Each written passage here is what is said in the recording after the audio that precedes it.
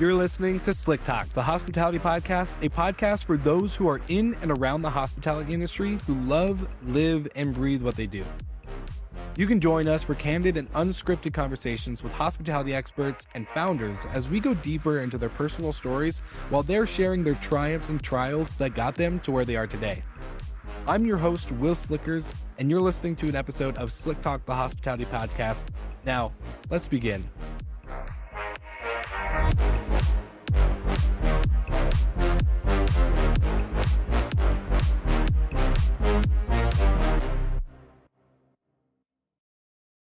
All right, we are live for our first Unique Stays and Experiential Roundtable, where we're going to cover a lot of things from the outdoor hospitality operators like Ben Wolff from Onera. We also have Jeremy Wells from the Ozarker, based out in, I think, Missouri. I might be butchering that, so we'll let Jeremy correct me. And many other awesome experts and industry leaders covering experience, brand design. What does a soft brand mean? What does the media first business look like from Ben as well, and many other topics. So as I bring up my panelists, we're going to dive right in for our Unique Stays Experiential Roundtable. Welcome everybody to the group. How are you guys doing? Michael, Goldin, Sangeetha, so great to see you and meet you. I'm excited, and I think we have a lot of opportunities to dive in. I did some brief intros for you guys, but I'm going to let you guys all give a high level, let's do less than 30-second overview of who you are and what you're doing. And we'll start with Michael Goldin. Long time no see, Will. Hello, everybody. I'm Michael Goldin. I'm the COO at Nook Experiences, which is the first outdoor soft brand trying to tie together all of the outdoor experiential properties. It doesn't have to be five-star luxury, but it does have to have a wonderful experience around both the stay and the outdoors there around the property.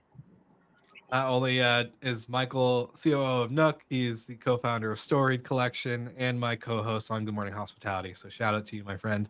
Jeremy Wells, welcome back. Good to see you. Let's let you cover your segment and jump right in. Awesome. Appreciate you guys having me on. My name is Jeremy Wells. I'm a branding and design guy by background and trade, kind of turned hotelier recently over the last 3 years or so. Partner at Longitude since about 2018, where we've worked with a lot of different great independent boutique hospitality brands around the world. And then about 3 years ago, acquired and renovated our first hotel project in the Ozarks. And you were right, it was in Missouri, so good job. But 102 room boutique hotel now called the Ozarker Lodge. And that was our first chance at becoming hoteliers, and it was really a great experience so far. And we're just started our first calendar year, so hopefully 2024 will be a great year for us. Also self-published a couple books in the hospitality space, one called Future Hospitality back in 2020, and then more recently a book called Indie Hotel, which I published last September. So excited to be here and be a part of this panel. Awesome. Well, thank you, Jeremy. And Sangeetha, this is the first time I've ever gotten to meet you. So I'm excited to hear a little bit more about your story. Give us a high-level overview. Yeah, so hotelier by background. Worked at IHG for over a decade. That was kind of my first foray into hospitality. I was working as an architect before that and went to business school and joined IHG. Was in various roles at IHG, mostly on the design and branding side on a global level. And ended up as head of luxury design and guest experience, and started my own brand, a glamping brand called Dunia Camp. We started in 2021, and we have 6 units in North Georgia. Awesome. And Mr. Wolfe himself, welcome back, my friend. Good to see you. Hey guys, yeah, thanks for including me on this. So Ben Wolff, I am a unique stays and landscape hotel developer and operator. Started actually in the short-term rental Airbnb space, more traditional rentals. Had a management company with a couple hundred units before I took the foray into development and kind of had to learn how to do that in early COVID. Built Onera, which is a luxury landscape and treehouse hotel in the Texas Hill Country. which has been quite successful. And we're currently expanding. We're growing by 50 keys across 2 locations and over $30 million in development right now. And I have 2 new projects that I'm hopefully going to share with the world in the next few years that are starting now. I love it. And I feel like I gave everyone some questions for any viewers or listeners listening to this. I gave everyone some questions and guidelines on like maybe the conversation direction. But I think the first question I should have asked is, how the hell do you guys have all the time for all these projects? It seems like everyone's got their hand in like 10,000 different things. So congrats to you guys for pulling it off and finding extra minutes throughout your day, or being maybe more efficient than most people. But I want to open up the conversation, and this is not a question directed towards any single person, so this is going to be open for the floor. But with this category on such a rise, where do you see the most opportunities, and also where do you see most people missing the mark or the big picture? Is it in brand? Is it in location? Is it design, attention to detail, all the above? You name it. Whoever wants to go first, you may grab the mic. Ladies first. Or I'm going to pick on you and have you go first. Well, it's just been a year in, so I'm not so sure if I have done so much research into what's been happening in the history of the space. But at first glance, I think it's actually quite an exciting time. I'm really impressed with some of the newer projects. I think there was a phase where it was kind of bootstrapped and very simple, and I think now it's getting into a more sophisticated space. So I think we'll see how it evolves. But from a design perspective, it's quite interesting. And even service and branding, yeah. I agree. I think we're in this interesting phase. Ben, I don't know when you jumped into short-term rentals, but it was about 10 years ago for me. And it was the early days. There were no massive professional operators. All the operators that were professional were single market, Destin, Myrtle Beach type of folks. And there was just this mass surge of professionalization in the space. And Airbnb particularly went from single listings to now professional listings and accounts with hundreds or thousands of properties attached to it. And I think we're in a bit of an interesting place where everyone's learning what works, what doesn't. I think there's a lot of sites that don't have plumbing or electricity, and those sites are not necessarily I think they're probably actively looking for how they can level their game up, because the new developers, the people that are coming in now and building sites with better amenities, bigger sites, etc., that's really going to push the bar forward for the space. Yeah, so I mean, piggybacking off that a little bit, I would actually say something that wasn't listed, Will, which is more on the luxury and higher end side of things, offering more to guests. I think there's a ton of people trying to throw up domes or container homes or tents, and not putting a whole lot of thought into it beyond, I can get this kind of up and running cheap and charge a high rate. And I think there's a ton of people doing that right now and trying to do that. And the winners will be the ones, I think, like Sangeeta. I mean, I love the product that you put out with Dunia. And I think the folks that will win are going to be the ones that lean into the experience, to making sure you have a seamless, check-in. And if you need any help at your stay, or, additional amenities, water features, and really just building units to a higher standard and to differentiate. I talk to investors about this a lot, and they're like, wow, your cost per key is a lot for something they think of as glamping, even though I talk about it as landscape hotel. And what I often say is, by spending more, I actually think it's a safer investment, because I'm creating a competitive moat that just, mom and pop off the street can't throw up a tent in the backyard and replicate what I'm building. So that's where I see things going. I also would say group travel is a big area that I'm trying to focus on more. I think there's some folks in the space. AutoCamp does a pretty good job of this, of catering to groups. But I think on the higher end side of things, I consider AutoCamp more of like a mid-tier offering. And when it comes to luxury, I don't know there's anyone doing it really well in the experiential landscape hotel side of things for group stays. And we're trying to really offer that with some of the new concepts that we're rolling out. Historically, Onera has been more focused on romantic getaways and couples travel. In the next couple projects I'm rolling out, we're going to have conference rooms and, but still in that realm of making it beautifully integrated with the environment. But creating these things that groups want, event space that can host 150, 200 people, conference rooms, limited service spa, maybe even a limited food and beverage restaurant offering, which we haven't done before, but which groups usually want. So yeah, those are just some ideas of what I think is coming and what we're pushing for. All right, Slick Talkers. Sorry for jumping into the episode here and this amazing roundtable. I love getting to chat with multitude of people and guests on certain topics and themes like this unique stay roundtable. But did you know that just because you're an outdoor or experiential hospitality brand, that doesn't mean you can get away without having noise and smoke sensors inside of your properties? Well, you are in luck because our friends at Minute have the perfect solution for you. They're battery powered, so you don't need to worry about any of the electrical outlets and power issues set up for your unique stay. And you can enhance your team experience and your guest experience by ensuring smoking of any kind, from cigarette smoke to marijuana and others, are being detected. Not campfire smoke. We like campfire smoke, but many other things around the overall party and sensing noise around that. Because let's be honest, if you're in a nice camping cabin or glamping cabin, as I should say, and you have maybe some neighbors close by, you don't know who they are, they're a little rowdy, maybe having a little too much to drink, you want to be able to ensure that as an operator, you are on top of it and not causing disturbances within your community and overall ground and property. So get with Minute, check them out, use the link in the show notes for 2 months free, and let them know that we'll send you from Slick Talk. Now back to the roundtable.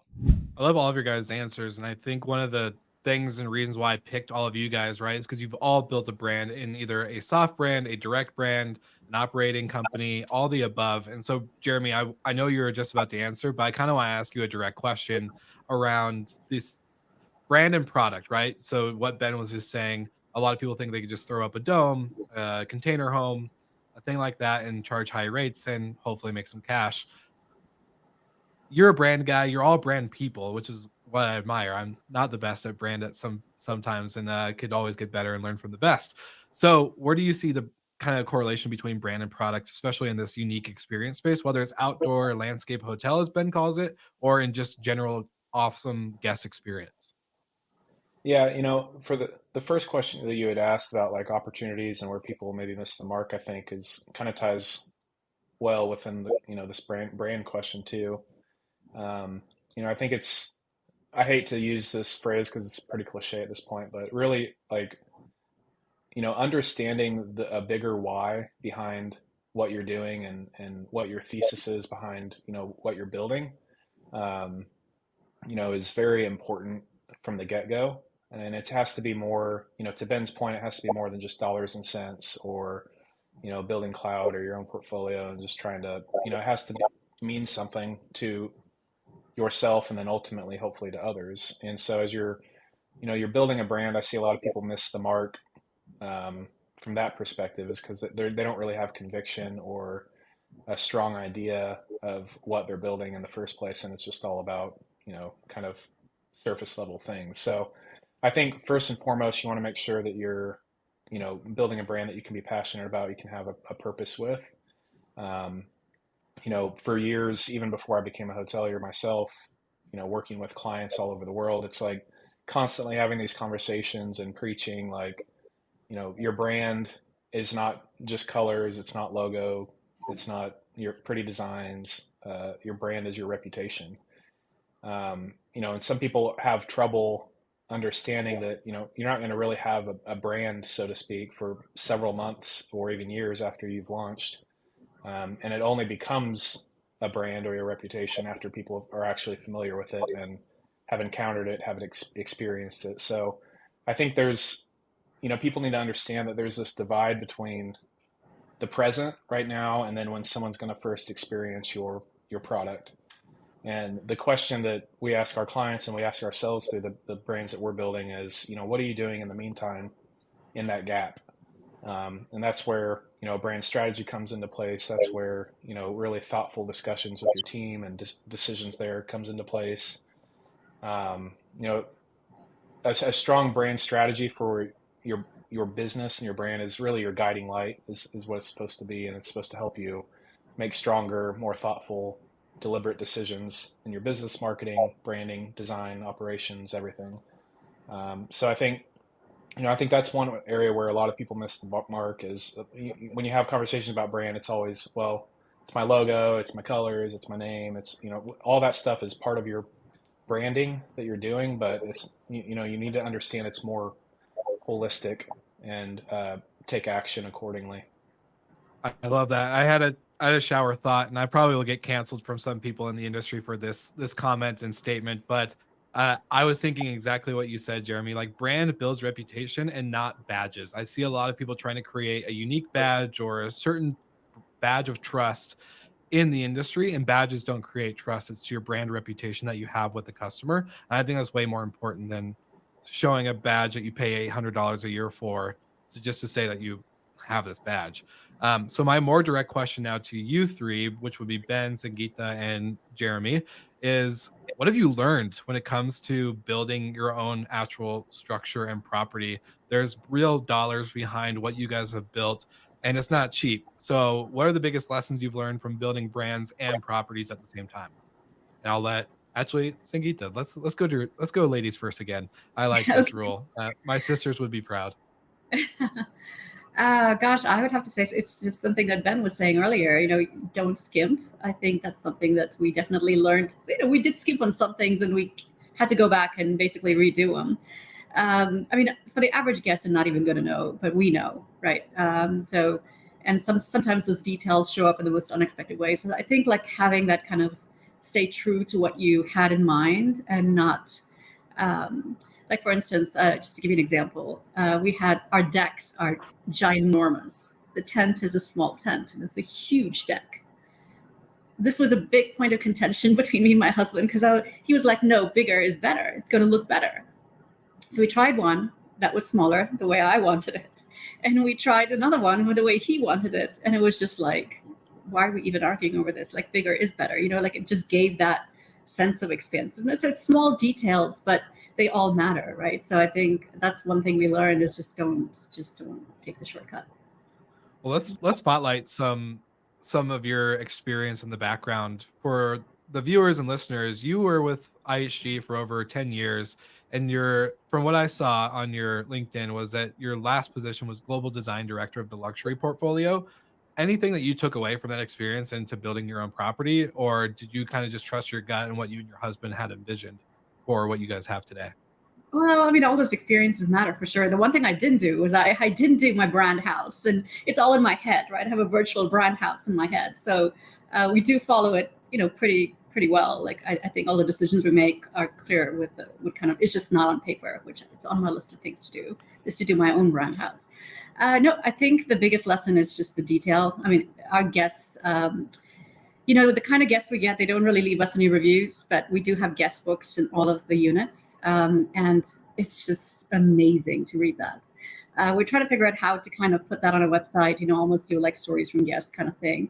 And everybody talks about the detail, the attention to detail and how they felt. And I'm like, this is it. This is kind of what I was going for. And I think we are doing okay so far. I hope we continue to be consistent.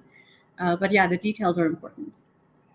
I love that. Well, back to Jeremy and Ben, I would love to know your also lessons learned through building, and Jeremy even acquiring and having to remodel and renovate, which we kind of talked about on our episode on Slick Talk. But yeah, let's open up the floor there for you two. Yeah, I think there's importance when building a brand and building a product that, again, and I'm a brand guy, so I always go back to branding because I just feel it's so important. You need to know who you are as a brand, and it helps when you know that truly. It gives you clear yes and no decision making power and everything. And so what that affords you is you're not just making decisions always based on it's the cheapest or it's gut reactions to things. You're making decisions more often with conviction and with purpose. And so that doesn't always equate to a strong bottom line or top line revenue, but it equates to doing the right thing, right, for your brand. I think an example of this for the Ozarker, and I think I've talked about this with you, Will, on the podcast I was with you on, but it doesn't make a lot of dollars and cents when I purchased a Jeep Wagoneer, 1982 Jeep Wagoneer, and I restored it myself in my garage and painted it and put on the decals and did everything, and then parked it out front, the hotel. I had to get my partners weren't even really on board with that when I bought it, so I just bought it out of my own money and did it myself. I was like, I'll just convince them down the road that this is the right decision. And now fast forward, that's like a focal point of the hotel. People are taking photos by it all the time. It's iconic. It's in like every photo you see of the Ozarker. So I didn't do it because it made sense financially at the time. I did it because it was the right thing to do. And I think when you can have that approach to your brand and really just have that understanding of who you are, who you're not, what's right, what's wrong for your brand, I think that puts you in a really strong position to attract people that think the same way as you do. So Ask for forgiveness later, right? That's kind of the whole message on that one. Well, What if about it comes you, out of Ben? your own pocket, you don't have to ask for forgiveness. So Yeah, true. They just reap the reward. Yeah, Ben, what about you? I know we've talked a lot personally, but for the audience sake. Yeah, I mean, certainly with what Sangeeta said around not skimping. I mean, I've learned the hard way with that one. Tried to source some product from China, and didn't have good quality control on the ground.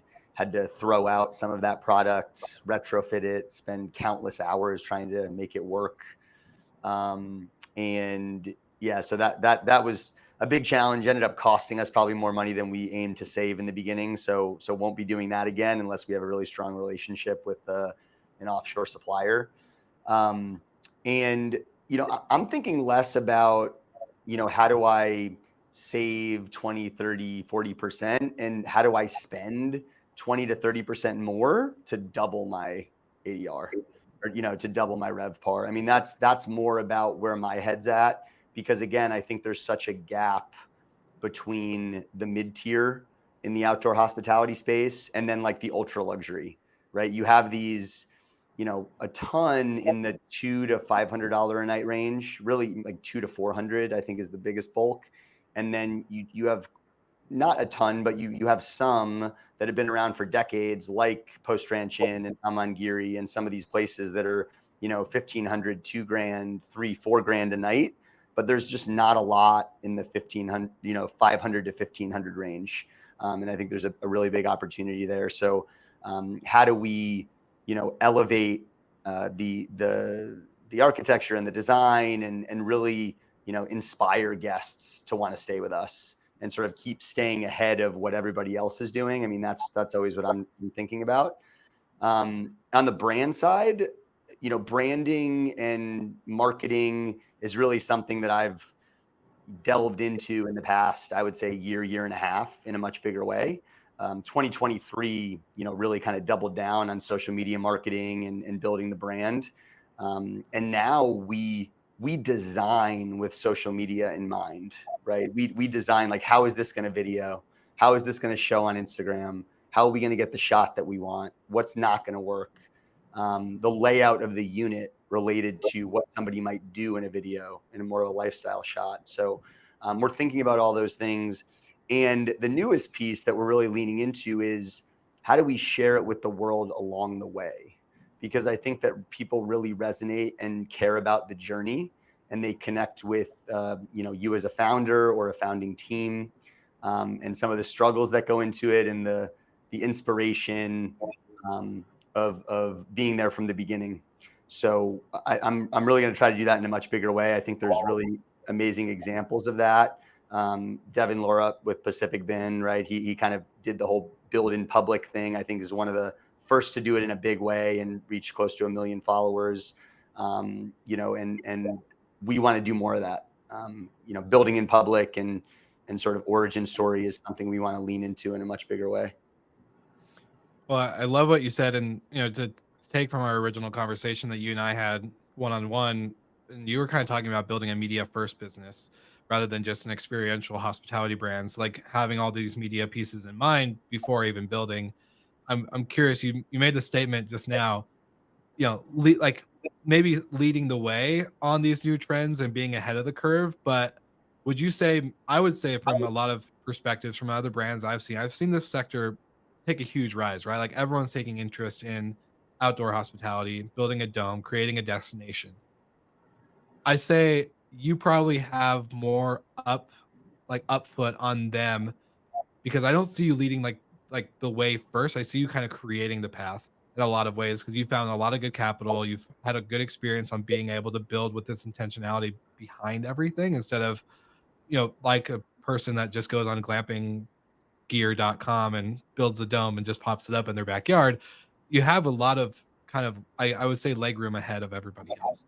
Do you think there's ever a point that the media first business for other operators becomes the focal point, or do you think a lot of people are still going to focus on just building to build, getting it up, and trying to drive 250, maybe $300 ADRs? Yeah, so I was just talking about this with my partner Jesse today around, the media side of the business, which is a massive piece of our business, arguably half when you can include marketing in it. So there's the media side, and then there's the development side. And he kind of made the claim and the question, like, hey, if we just, if you didn't kill yourself to develop some new amazing properties, we could, just opening the expansion to Onera Fredericksburg and Onera Wimberley, we could probably build a pretty massive media business and do really well and have less stress. And my response was, I'm super passionate about developing these, cutting edge of hospitality and outdoor hospitality products. It's what gets me up in the morning. It's what drives me. And I think that the media will drastically benefit from me continuing to try to push the envelope and sort of push these things that some people, might say are crazy, but you also get a lot of response when I'm pushing the envelope and trying to do things that people haven't done before, or just push to the next level. Getting that wow when people see it. I mean, that's what I'm going for. And if I'm getting that, then I believe once we bring it to the market, it's going to sell itself. So yeah, I mean, it's always going to be, in my view, it's going to be both, right? Building these one of a kind stays and continuing to lean more and more into media, and they feed each other so well. So yeah, I mean, it's the two main focuses of the business: building amazing properties and sort of showing them to the world, and creating all that amazing content is what we want to do. So I think that's something all three of these folks have done quite well, is the socials side, and it definitely helps travelers want to go and look at more pictures than are what on the website or on Airbnb or on whatever platform they're booking. And so Instagram is the first and best place to go. I'm curious. I know, Ben, you and I have talked about it in Sangeetha as well. Like there's some great influencers. There's some terrible influencers that just want a free stay. But Ben, we've also had chats on tracking Instagram conversions to bookings can be a challenge. It's helpful, you feel it, you see it, but like attribution can be tough. How do you balance the eyeballs to conversion thoughts? And maybe that's something for everybody. how valuable is the day that you're comping for them? Is probably one, right? If it's not a super valuable day, then we'll flex a little bit on, how high the engagement rate needs to be. We're always looking for people that have a relevant audience, right? A relevant targeted audience, somebody that has authority in the space that matters to us, and that's travel. And we're talking more and more about travel instead of hospitality. I think that the word travel and the experience of travel resonates with guests a lot more than, those of us that like to kind of geek out on hospitality. So we focus on travel influencers and travel adjacent. So foodies are a good example that cross over pretty well. They often have authority in hospitality product more broadly. And we're looking for like 5% engagement plus, and you can use a lot of engagement calculators online to pull those scores. We will flex that down depending on, day of the week that we're comping, or, how much they're charging. But I've also done really well with referrals, and I try to pay that forward. So if somebody's good, I try to let other people know about them. which, may make them cost more for me later. But I think it's good for showing good products and getting it out there. So I try to refer the good influencers around, and they've been referred to me in a lot of cases. I love that. Jeremy, what about you at the Ozarker? How do you guys look at this? Yeah, so we have at least in my mind from experience working with other independent hotels, we have a fairly robust influencer program that we launched about 6 months ago. And we basically put the influencers into two buckets, and each one has the value, that's a different than the other. So one bucket is user generated content, where all we're looking from that influencer is them to come stay and then generate a bunch of photos and videos for us to use for future marketing and future advertising. And so, we view that as far as like when you're talking about like what's the return on it and how do you quantify that? It's basically like we're paying this person for their content and through the stay at our hotel. The second bucket is someone like like Ben mentioned, a travel influencer that has a large following we want to get in front of. We focus on more not like massive international influencers. It's more like these micro influencers that are within the markets where drivable distance from our hotel. So they might have 10 to 20, maybe 30,000 followers, and that's kind of like our sweet spot there. But the way that we quantify their visit, oftentimes they're also creating content for us that we can reuse, but also we give them basically their own code that they can share with their followers, and it's a stackable incentive or discount rate code. And so, we can quantify and say, they over the last week we received all these bookings with this person's code, so we give them basically kind of a referral bonus, the influencer referral bonus on top of that. And it's just a flat rate per room night. And so, it's pretty nominal expense on our side. It benefits them because if you get 100 room nights over the course of a few weeks, and you're getting a flat rate that we pay for that, I mean it's better than nothing, right? And it can be pretty lucrative, and we've had a lot of success there, gotten a lot of followers even over the last year since we launched. So it's just been that's been really successful for us. Ben, do you want to touch on attribution? Yeah, I just want to bring up that I think Michael was talking about it. Attribution is definitely a challenge, and it's something that we're continuing to try to improve upon. We have a public REIT as a majority owner and investor in Onera properties, and they're very interested in true return on investment and directly tracking what an influencer is producing, directly tracking what a video that maybe we spent thousands of dollars creating content, and then we turn that into a bunch of reels. Like, what is that actually generating? And we're trying our best. It's a challenge. We use UTM links. We try discount codes. We try to track traffic as best we can.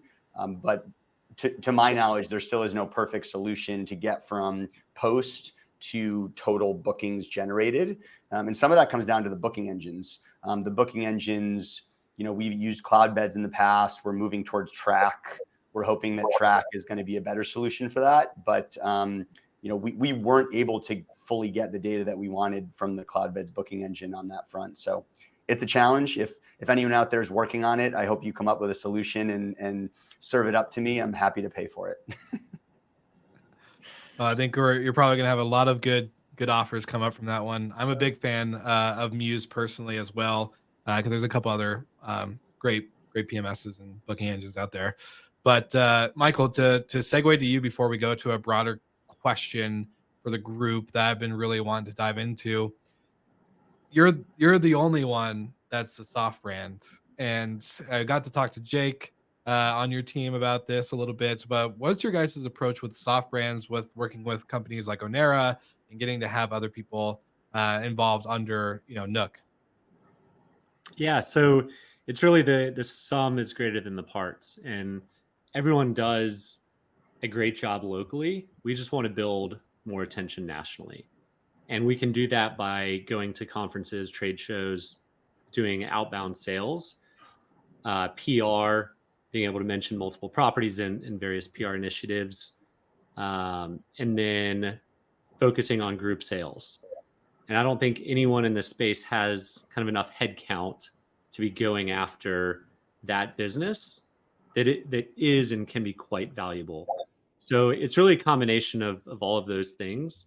And to each client or each brand member, it could be a different answer.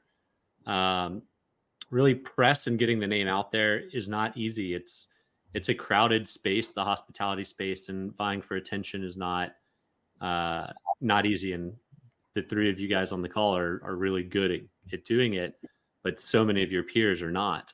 And I think there's a huge opportunity to kind of scream from the rooftops that these properties are fantastic corporate offsite locations.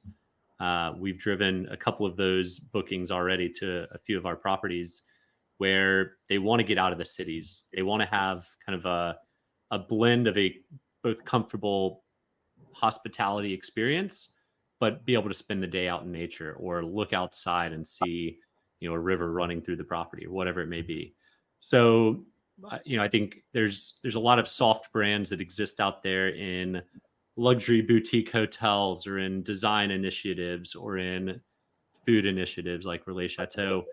And we obviously see an opportunity in the outdoor space to be the go-to brand that people think of. I love that. I'll to go into the broader question, and this is for everybody. And we'll, if no one jumps in, I'm gonna pick on you to go first. So just FYI, I'm very curious. How should the sector be treated? Michael, you just kind of actually mentioned something there, but we all kind of come from a different, piece of the hospitality pie, from hotels to short-term rentals. We all come from a seat at the table already. Where does this unique sector, outdoor, hospitality, to even just unique stays, or Ben, I love the term landscape hotels. Where does this chair belong to at the table? Does it belong under a specific category already with hotel short-term rentals, or is it none of the above, and have to kind of create its own category? Do you guys see it in a certain way, or do you think it's already belonging under a current umbrella? So if I could jump in briefly, I would say sometimes I think that the distinction even between STR and hotel is a little bit artificial. Like, where is the line? Is it service? Because you have select service hotels that have similar service to some short-term rentals and vacation rental communities. Is it multiple units on the same property? Okay, well then you have short-term rental communities, which could also be thought of as a hotel. So it's like, to me, it's less about short-term rental versus hotel, and it's more about, is it a hospitality product that's catering to the modern traveler's needs? And to me, that's experiential, high design, Instagrammable, a personal connection to the founder, the team. They discover you on social media. You have a tech forward approach, and in some cases, less staff, just because with a tech forward approach, it's not as necessary. So yeah, to me, it's more about, are you catering to that modern experiential traveler? I do want to put a disclaimer. This isn't I don't want it to make it sound like a versus hotel versus short-term rental. I definitely wanted to have a approach of, like you said, that line is very thin. There's hybrid hotels where it's basically a short-term rental in a sense of without a front desk. So definitely not a versus, but want to know where this kind of belongs. Because I hear maybe to give more context for you guys, I hear more on the traditional VRM side, or from like the VRMA community, that they look at unique stays as like the next wave of these Airbnb hosts that are coming in and just trying to cash grab, which is not always the case, right? And then you have the Airbnb hosts who look at glamping as the next opportunity to build a brand and legacy for their family and for future wealth, and obviously like bringing amazing moments and experiences to the traveler overall. So love to just give overall perspectives. I'm definitely not trying to make it a us versus them type scenario, but just giving the context there. Game on. Now I've got a couple of comments on this. So the average glamping site, I read some data yesterday. The average glamping site has 9 units. So they're all individual keys. It is definitely more akin to the short-term rental space than the hotel space. But as you scale up in unit count, it starts to look a little bit more like a hotel or a resort. So I think the answer is they're both, similar to what Ben's saying. In short-term rentals 10 years ago, it wasn't called vacation rental or short-term rentals. It was called alternative accommodations. And I think now that's mainstream enough. And now all of this is kind of alternative accommodations that sits in between short-term rentals and hotels. What urban operators like Sonder do are probably more akin to hotels than they are vacation rentals. And so the line doesn't really matter. It's about the accommodation, the experience, and where the traveler is going to find them, I think is also an important thing to think about. The glory of sitting in the middle of it is you get distribution on Airbnb, but you also get it on Expedia. Of course, Vrbo as well, but it kind of, you can get distribution more widely with an interesting, diverse unit set. I love that. Anybody else have thoughts or comments around this?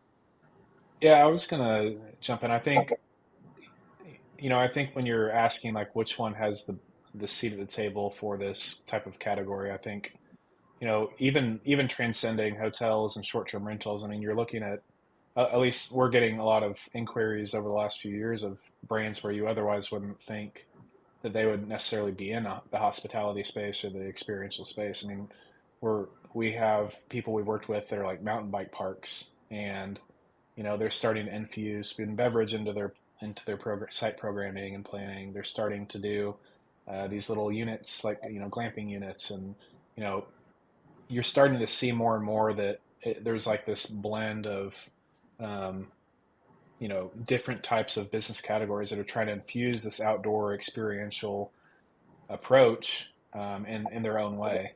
And obviously, we're talking about lodging right now and specifically, but I think overall, as long as you have an experience that's unique and it's in the outdoors, I think you're checking the necessary boxes. Whatever vehicle you use for that, whether it's a short-term rental model or a hotel model or a resort or whatever, I think it's more of a just staying true to what it means to be truly unique, truly outdoors, truly experiential.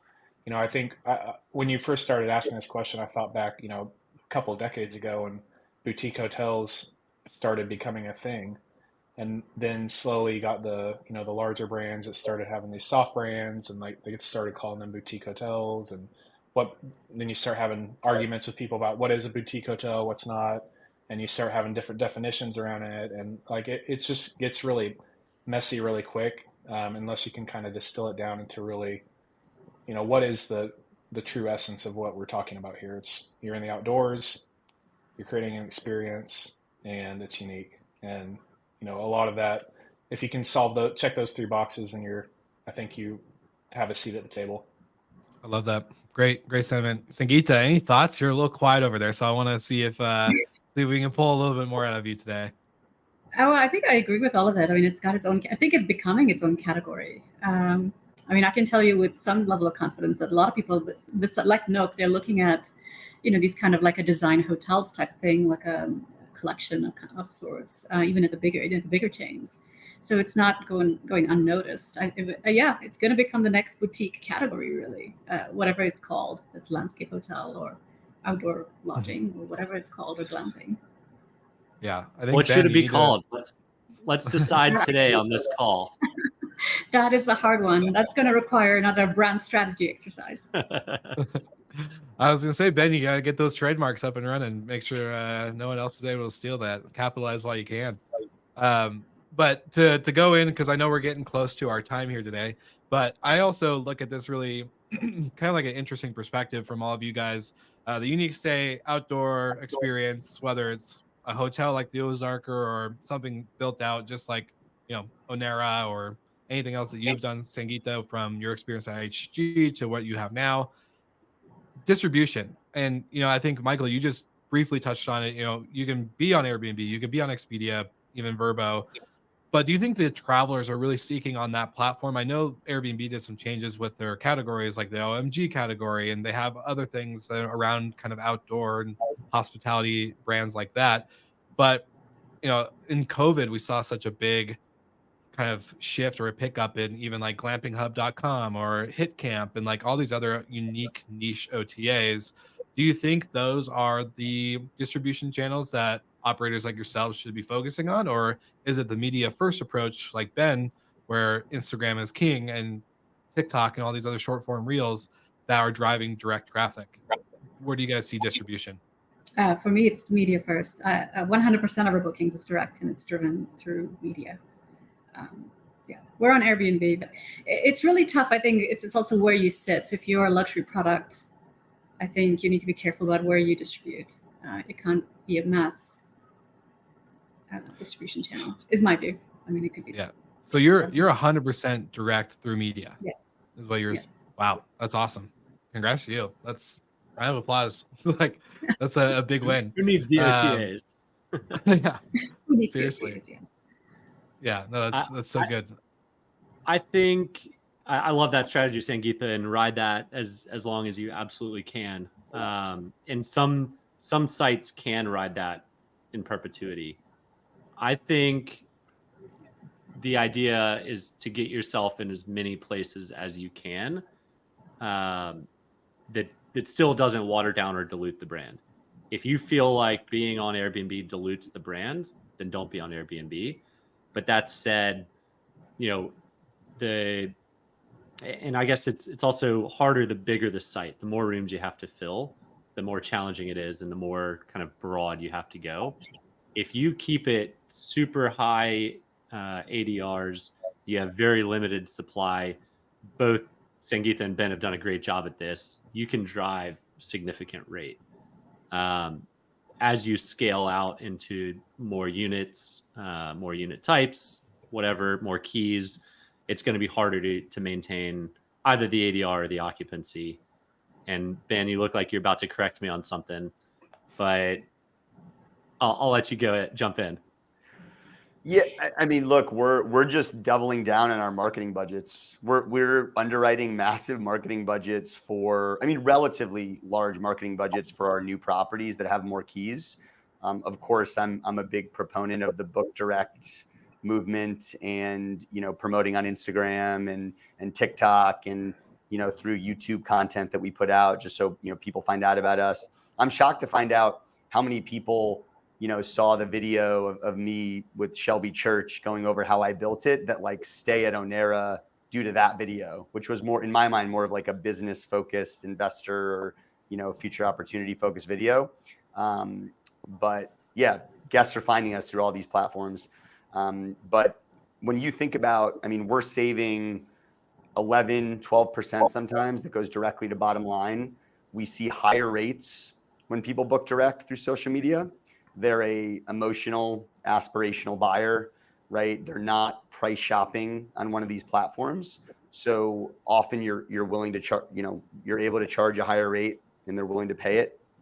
So when you think about a 28, 30 key place, like what we're building Onera Wimberley right now, we're projecting, millions and millions a year in revenue.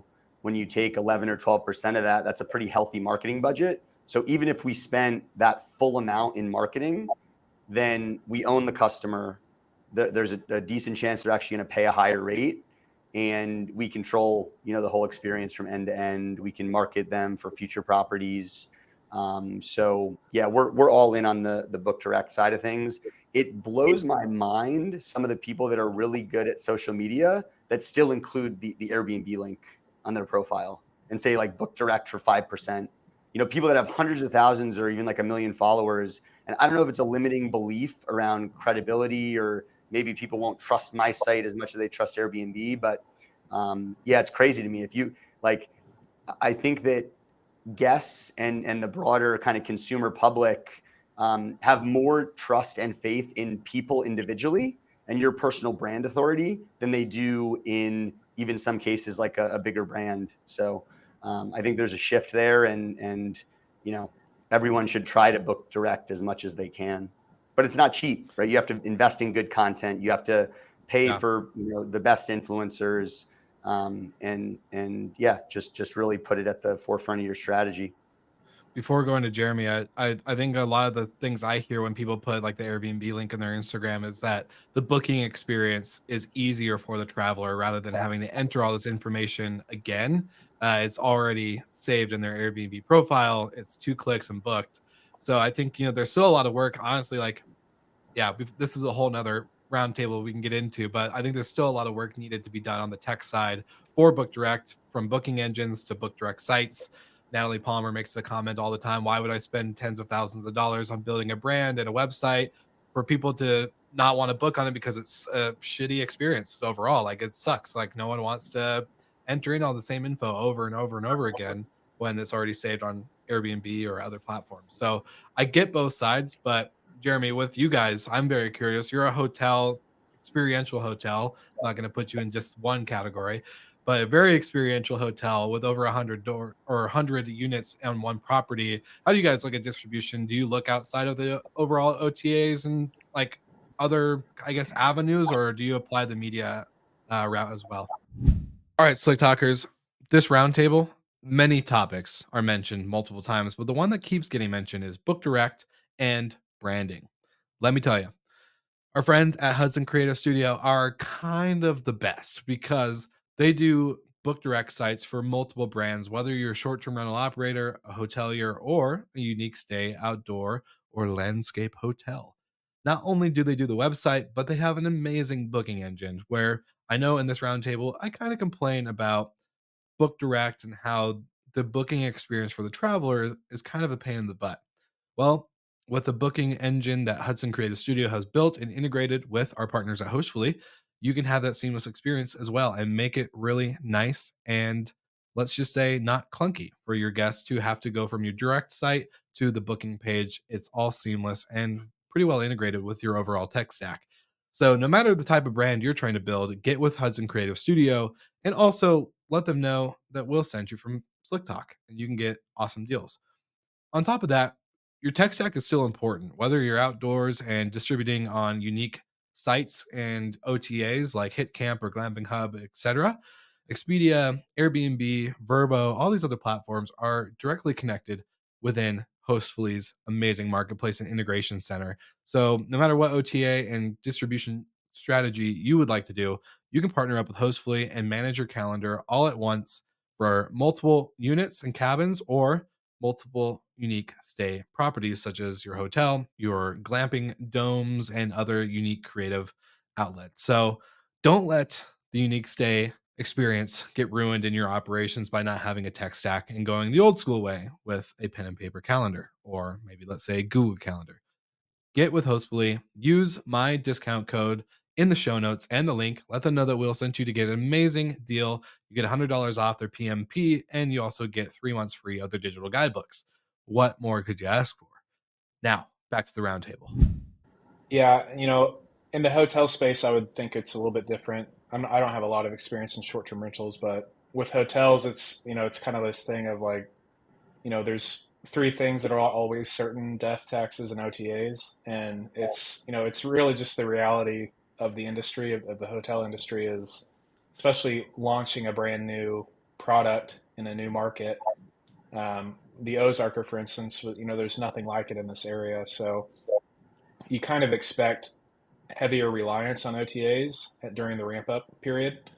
And, it's kind of just it is what it is, and you have to deal with that unless you've done a lot of that groundwork and other marketing or PR, like Ben was alluding to, with some people that even before launch they're building fan bases and all that and direct. But a lot of people just aren't doing that, so it's more of a play on you know starting off heavy reliance on OTAs. It could be 60-70+% of your bookings out of the gate for the first year, 18 months. But ultimately, you want to wean yourself off of that, as you're stabilizing your property and building your own database of, followers and email addresses and all of that. We definitely invest heavily in trying to, our marketing budget is, 10% or a little bit more than that as well.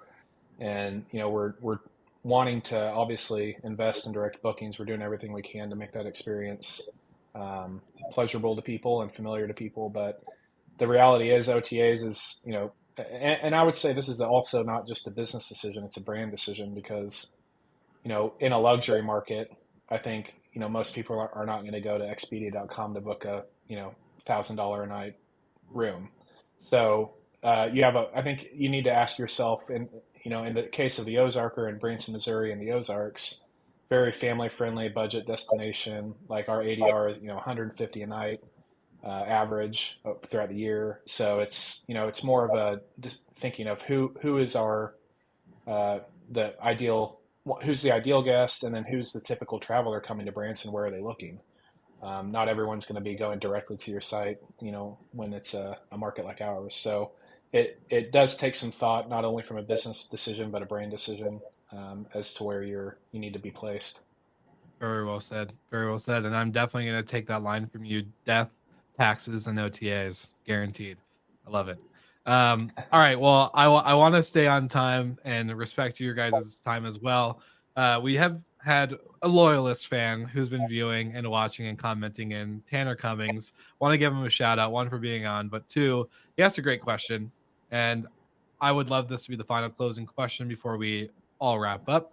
And is, how many more of these types of lodging places do you think the market can handle? Do you think it's an abundance, or do you think there's going to be a cap in order to broaden this category and not oversaturate the market?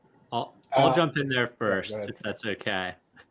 I think we're just really starting. There's a lot of development going on right now. I think most of the development that's coming in the future is going to be larger key counts, coming fully serviced, food and bev programs, going to look more like hotels than vacation rentals. I do think there will be at some point too many. Short-term rentals in Nashville, for example, grew 300 or 400% 3 or 4 years in a row, and then washed out so many people because the supply was too high. We've seen supply in Miami grow by, what was it, 1,200%, Will, and ADRs just plummet. And that puts a lot of financial strain on the companies that are out there.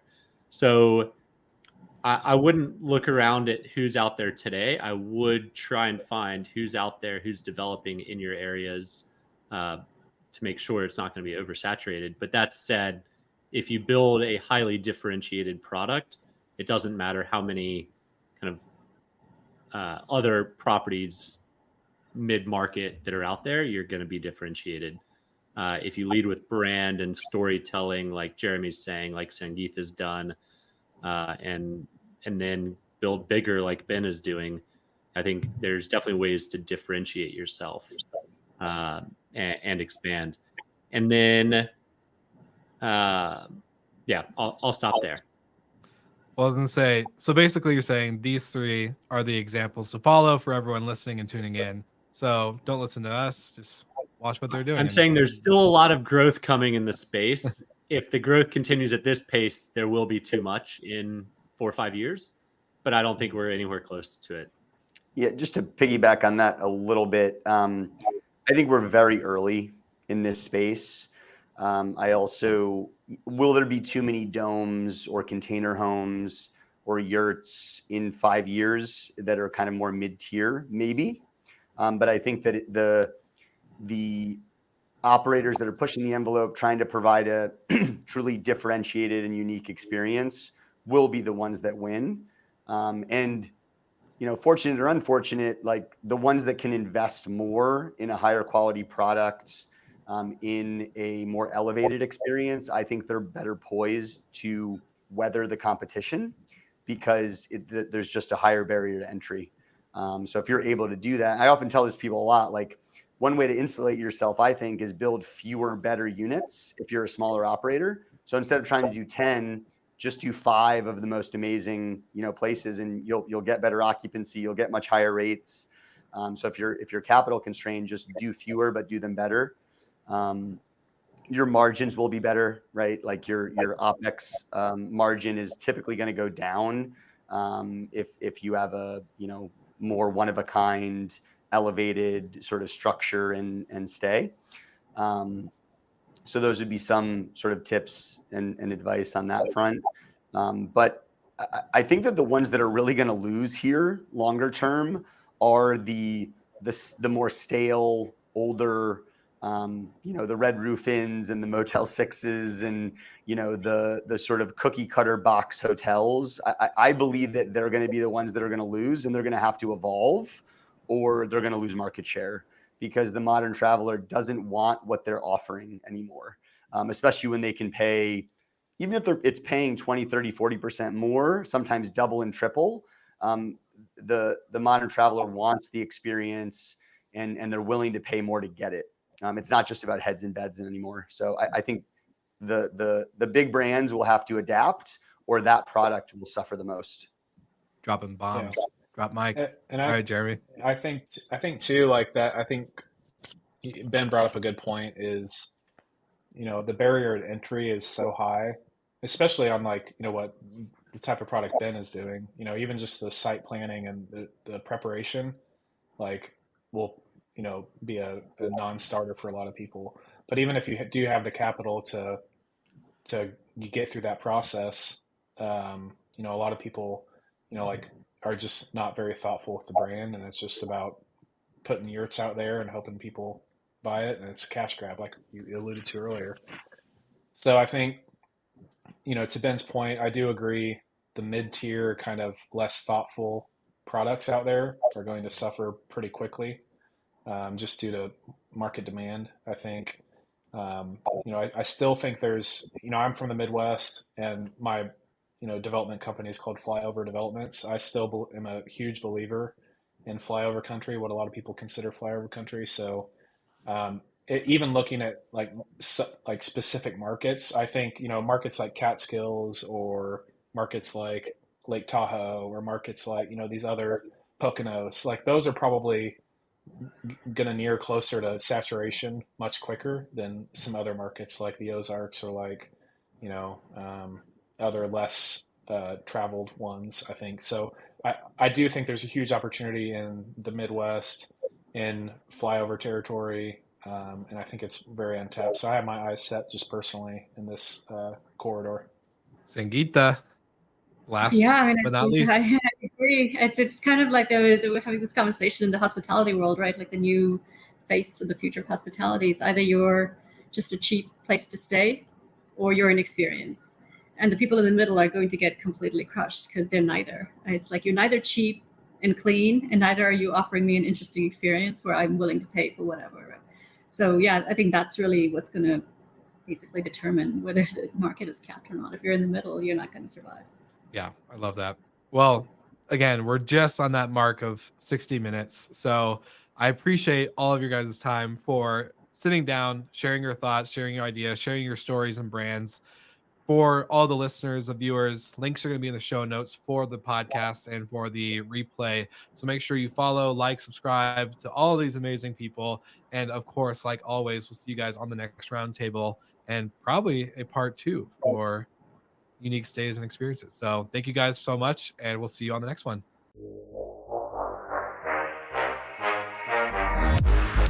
Thank you so much for listening, and thank you to our show partners for making Slick Talk, the hospitality podcast, possible. We hope you enjoyed the show, and we would love to connect with you outside of the podcast. So you can follow us on all of our social media channels for daily hospitality content, or find us on slicktalkthepodcast.com. And don't forget to rate, review, and subscribe so you never miss an episode. I'm your host, Will Slickers, and we will see you guys all again next week.